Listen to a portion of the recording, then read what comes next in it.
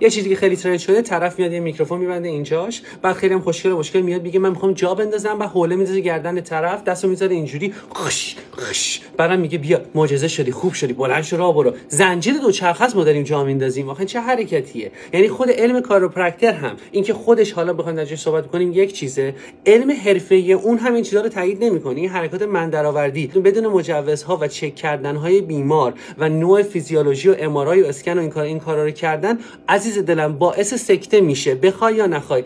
علم درش هست، تحقیق درش هست و خود ما شاهد اون هستیم. من در آیسی خودم حداقل یک کیس هر یک ماه یه بار مینیمم دارم. چرا؟ به خاطر اینکه ما دو تا رگ داریم اینجا به نام کامن کاروتید و ورتبرال آرتری که خون رسانی به مغز میکنه. بنا به فیزیولوژی و آناتومی افراد این رگ ها ممکنه در جای مختلفی قرار بگیره. حرکت کردن بسیار سریع و تند هر چقدر هم حرفه‌ای این رگا رو میتونه صدمه بزنه و باعث مشکلی درش بشه به نام دایسکشن.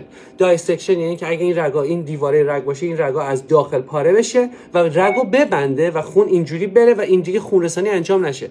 پس لختگی به وجود ممکنه بیاد، سکته خشک ممکنه به وجود بیاد، صدمه به نرو ممکنه به وجود بیاد و آقا این یه فکته. چه این دوستان بخوان چه نخوان، علم درش هست، تحقیق هم درش هست. مراقب باش.